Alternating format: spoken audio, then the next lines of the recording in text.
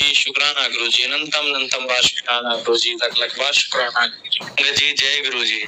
आज फिर से हम आपके लिए लेके आए हैं एक और अद्भुत सत्संग। संगत जी, आज का यह सत्संग सभी को ब्लेस करेगा। संगत जी, गुरुजी आज इसकी इस सत्संग के अंदर सभी के ग्रह क्लेश को काटेंगे और नेगेटिविटी व ब्लैक मैजिक जैसे कष्टों से भी सारी संगत को बचाएंगे। संगत जी, आज का सत्संग बहुत ही अद्भुत व प्यारा सत्संग है। तो संगत जी, सत्संग को अंत तक सुने, क्योंकि हो सकता है कि यह सत्संग आपके लिए ही गुरुजी ने करवाया हो।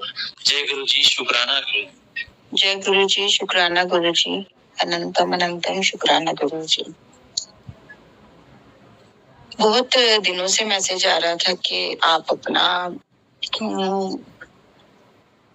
जो है वो शुक्राना बोलो, लेकिन मुझे क्लियर नहीं हो रहा था। तो आज मुझे क्लियर हुआ जब 2-4 संगत ने अपना शेयर किया सत्संग, तो मुझे श्योर हुआ कि अच्छा सत्संग शुक्राना बोलने का गुरुजी का अर्थ ये होता है कि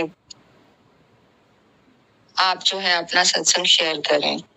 फिर अंकल जी का देखा, मुझे उनका बोलने का तरीका, जिस तरह वो उनका अंदाज बयान, उनका शेयर करने का तरीका मुझे बहुत अच्छा लगा, मन को छू गया।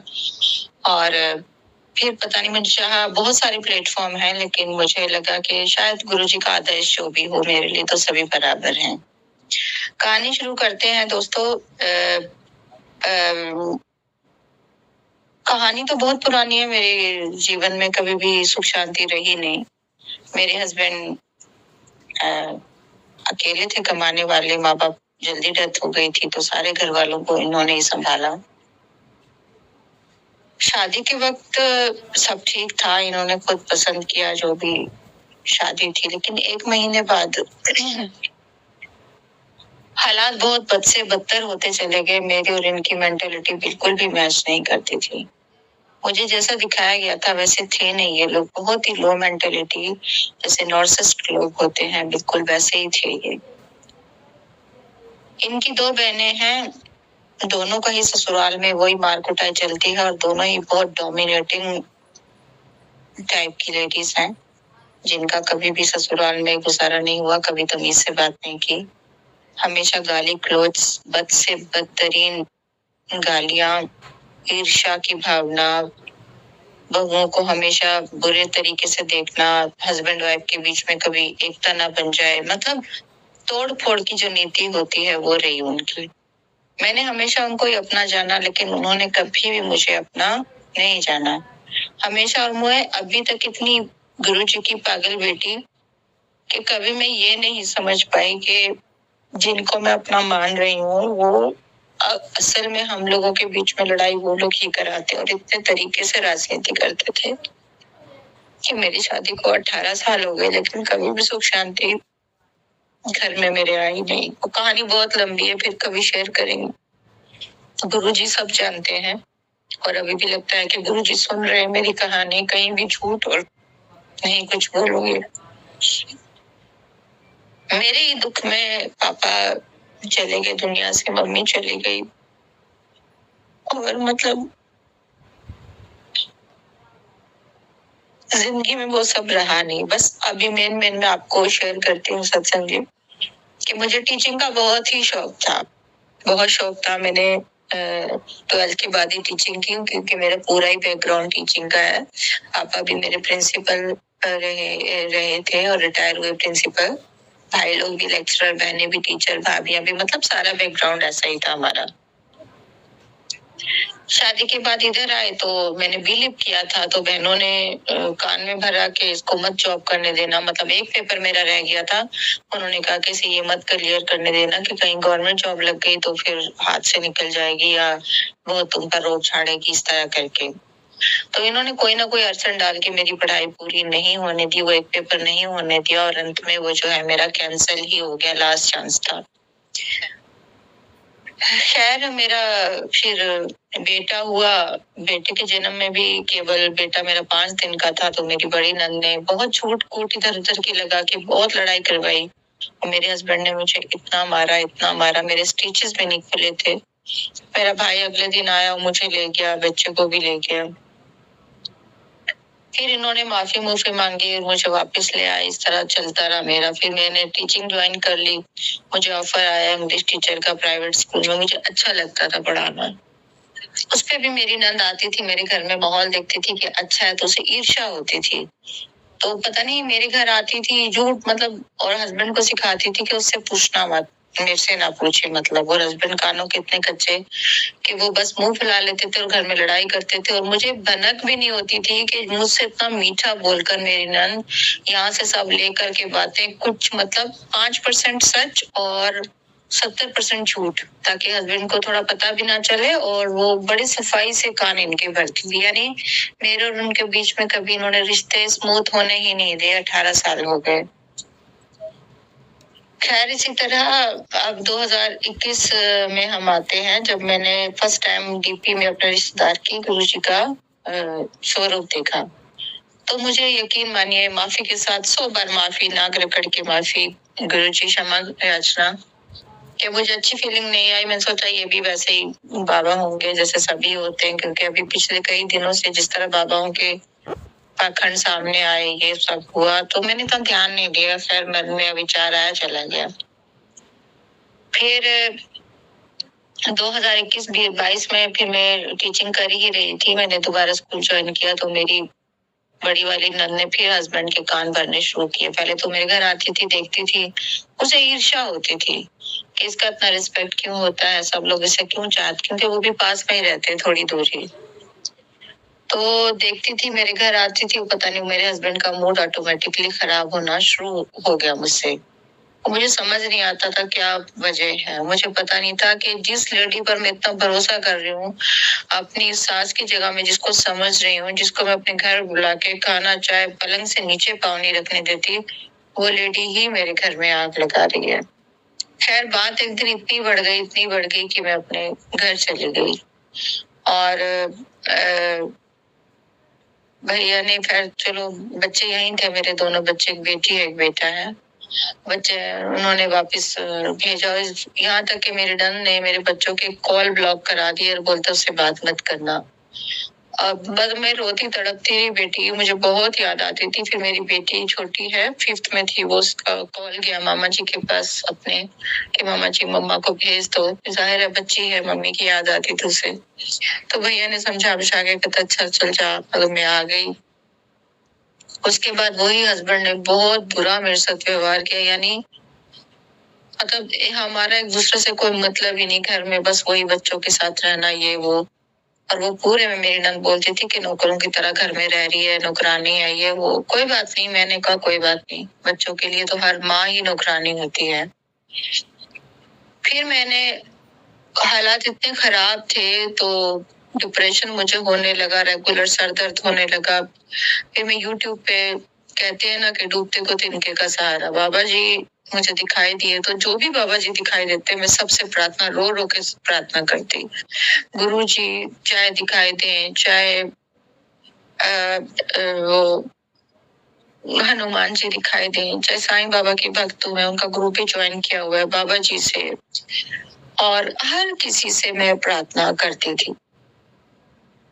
फिर वो मैं भूल गई। धीरे धीरे हालात ठीक होने लगे और बाबा जी मेरे दिमाग से एकदम निकल गए। मैंने कभी उनको यूट्यूब पे देखा भी नहीं, बिल्कुल नहीं देखा मैंने उन्हें, ना उनका कोई सत्संग मेरे सामने आया।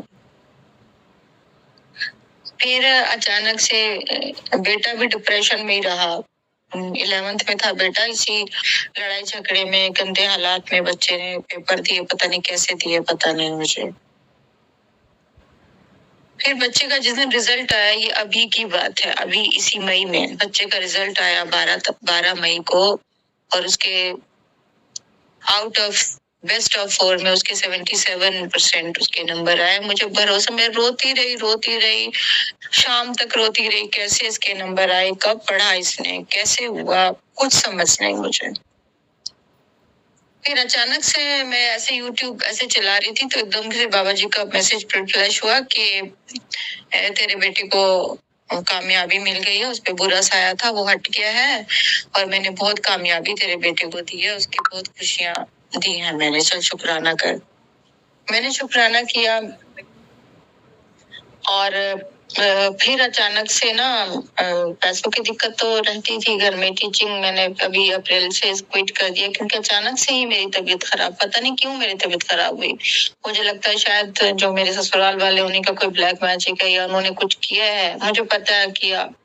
और मेरे पैरों में दर्द, डिप्रेशन, मतलब मुझसे सुबह उठा ही नहीं जाता था, तो मैंने क्विट कर लिया। फिर ऐसे ही चलता रहा तो मुझे एक दिन सपने में ना दिखाई दिए, गुरुजी दिखाई दी कि उन्होंने नोटों की गड्डियां रखी हैं मेरे पास आके। नोटों की गड्डियां रखी हैं ऊपर अलमारी में, और एक शिवलिंग है छोटे से, उन्होंने वो रखे हैं। और वो शिवलिंग में दर्शन दिए उन्होंने, और एक शिव जी की छोटी सी मूर्त है, वो मुझे उन्होंने दर्शन दिए उस रूप में।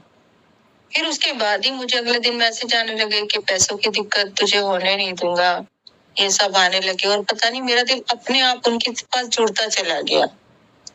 फिर एक दिन उनका मैसेज आया कि तेरे परिवार में किसी को कैंसर का डर था और मैंने वो हटा दिया है अब कष्ट। तो मन तो डर गया, लेकिन फिर मैंने कहा शायद पता नहीं क्यों कैसे, क्योंकि परिवार में तो सब ठीक था। फिर उन्हीं दिनों मेरी दीदी अचानक से बीमार हो गई, मुझसे बड़ी वाली दीदी बीमार हो गई अचानक से। उनके पेट में भयंकर दर्द हो रहा, भयंकर दर्द इतना उनको। फिर वो गैस्ट्रो वाले के पास भी गई, सब जगह दिखा दिया, कुछ नहीं। अंत में उनका एंडोस्कोपी हुआ तो पता चला उनके स्टमक में छोटा सा रेडनेस है, और जो कि दवाइयों से क्योरेबल है। लेकिन मुझे 100% पता था कि वो जो कष्ट कटा है वो गुरुजी ने ही काटा है। तो ये शुक्राना गुरुजी, शुक्राना गुरुजी, अनंतम शुक्राना गुरुजी। फिर अगला मेरे साथ हुआ कि मेरा बेटा गया था अभी छुट्टियों में, तो मेरा भैया बस भगवान स्वरूप है, भैया भी एकदम साईं परमात्मा के जैसे। पता नहीं भगवान ने उसे कितना ठंडी मिट्टी से बनाया है। मम्मी पापा के बाद मेरा भाई है, हम बहनों का सहारा।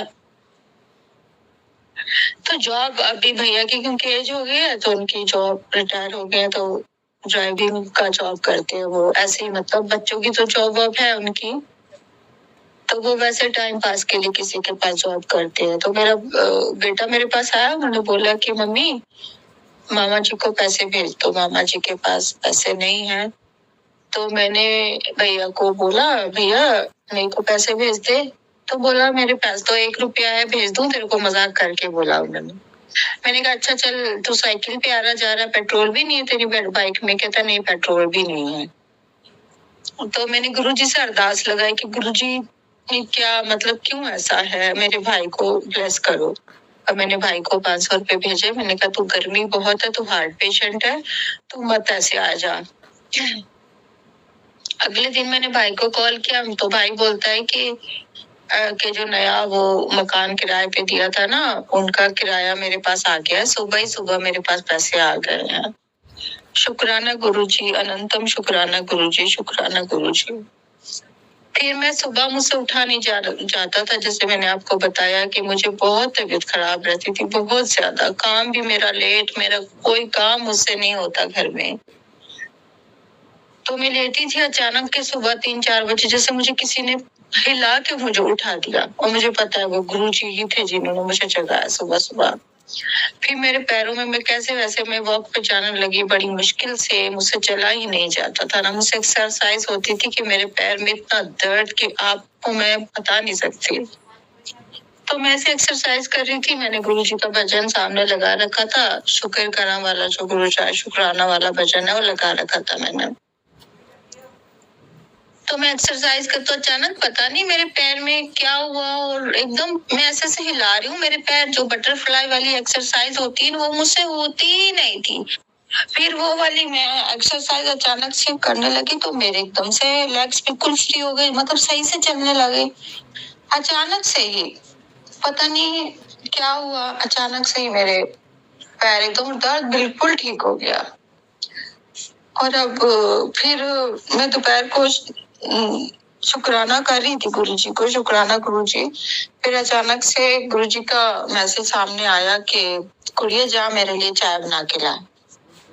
इतना मैं खुश हो गई कि मैं तभी उठी, हाथ मुंह धोए, मैंने अच्छे से, मैंने चाय बनाई, गुरुजी को मैंने सर्व किया, बोला गुरुजी चाय लीजिए आप, और मुझे इतनी शांति हो गई, पता नहीं कैसे, बहुत शांति हो गई। तो गुरुजी सत्संग जी, ये मेरी कुछ एक 3-4 दिन, ये 15 से 20 दिन के हैं ये सारे अनुभव जो मैं आपको बता रही, जो गुरुजी की ब्लेसिंग है अभी अभी होने लगी है मुझ पर, और मैं उनको फील करती हूँ, मेरा मन बहुत अच्छा हो गया है।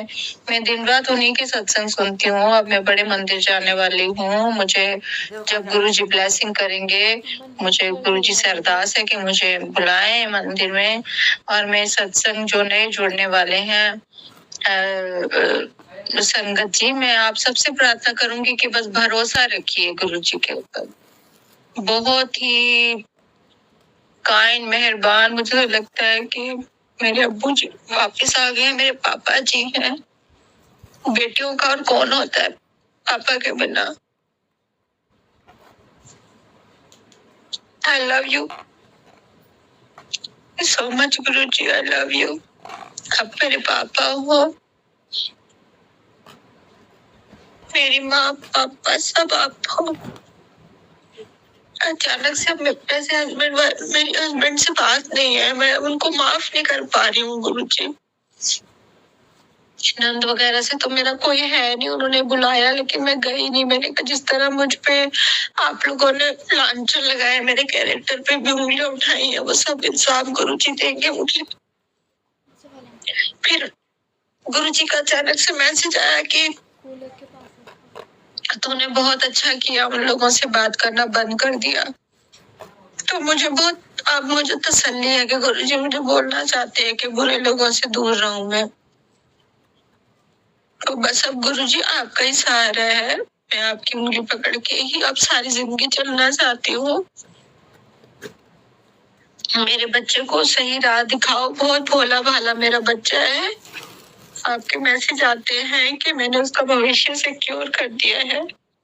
बस गुरुजी मेरी सब कामनाएं आप मानोगे, उसे यहाँ से नेगेटिविटी से दूर ले जाना, तो मेरा बच्चा बहुत सुखी रहे, बस यही प्रार्थना है। और मेरी बहन को आपने ब्लेस किया है, उस पे भी ब्लैक मैजिक गुरुजी 100% उसके ऊपर था, उसके घर से चीजें भी मिली है, और अभी वो अपना सत्संग भी शेयर करेगी, खुद अपनी जुबानी बताएगी वो। बस शुक्राना गुरुजी, शुक्राना गुरुजी। मैं अपनी स्पीच को यहीं से विराम देती हूँ। आप सबका शुक्राना सुनने के लिए, और मेरा जो सत्संग शेयर करेंगे उनको भी शुक्राना। जय गुरुदेव, जय गुरुपा। संगत जी कमेंट बॉक्स में जय गुरुजी, शुक्राना गुरुजी लिखना न भूलें।